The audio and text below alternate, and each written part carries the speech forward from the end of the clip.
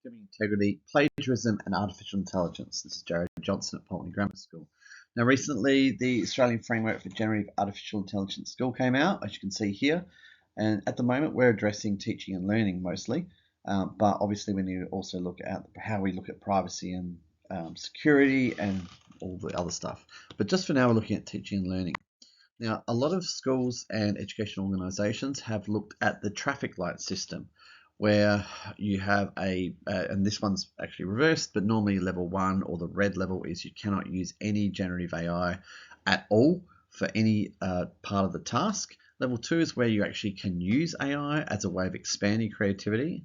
And the green level is where you can actually harness the generative AI in all its ways that you could possibly use.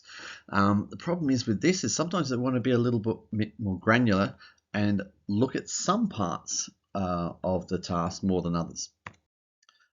Leon Furs brought out this document, which looks at, on the left-hand side, no AI at all. It's all tech, low tech, so pen and paper. Then he looks into more brainstorming. You look into further and further as we go to the right until you're getting to eventually complete AI. And Leon also brought out this one in his paper where he's actually written it up in more detail.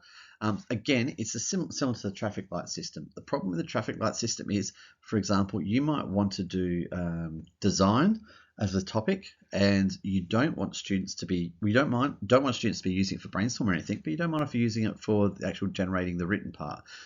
On the other hand, you might be doing something like English, where scaffolding is fine for AI to be a support, but you don't want anybody to use AI to actually write the topic or even to proofread the topic.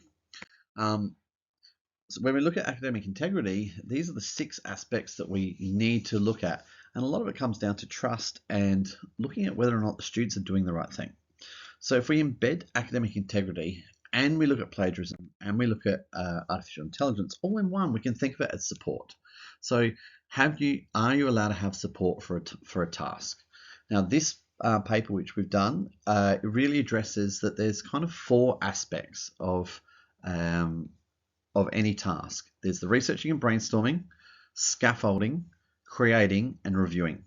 Now, if you look at any one of those things, depending on the task, you may be permitted or may be encouraged to use to get support for any of those things. And in this case, we're now drawing away from and ignoring AI and just looking at support on the whole. Support could be support from peers, support from parents, support from somebody else, your teacher, or support from Google, or support from AI. So now we're talking about support as the whole thing.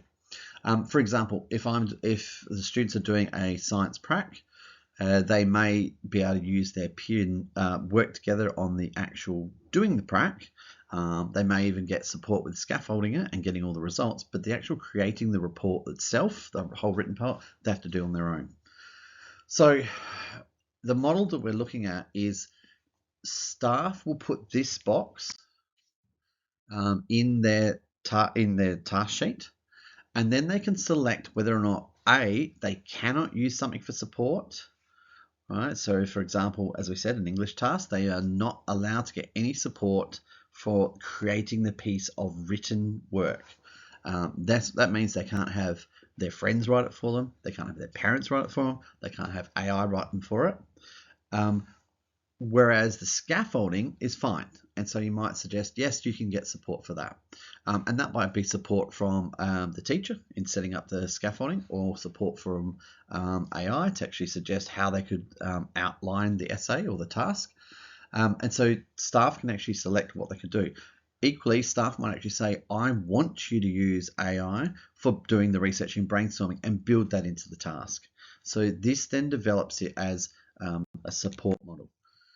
What we've said as well is, if you are getting support from somebody, then you need to reference that person. Reference the person you're getting support from, whether it's your parent or your teacher, or if you're using AI, you need to reference your AI.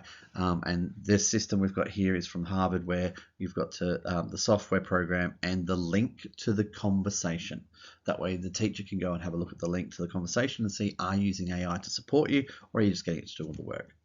So that's the Pulteney Grammar model of support, or how we can use this system to actually really address the different aspects of support in the classroom.